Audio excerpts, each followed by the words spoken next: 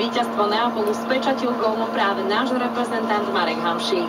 Tenista Rafael Nadal porazil v antukovom finále na turnaji ATP World Tour Masters v Ríme Novaka Djokoviča a vrátil sa na post svetovej dvojky. Španiel triumfoval za 142 minút, 7-5 a 6-3. Poďme ešte na počasie. Dnes oblačno až zamračené, na východe prevažne polooblačno, miestami prehánky alebo búrky, najmä v západnej polovici Slovenska. Pri búrkach ojednele aj krúpy. Najvyššia denná teplota na východe miestami okolo 29, všade inde 22 až 27 stupňov Celzia. Z Fanrádia aj presný čas je 8 hodín aj 7 minút.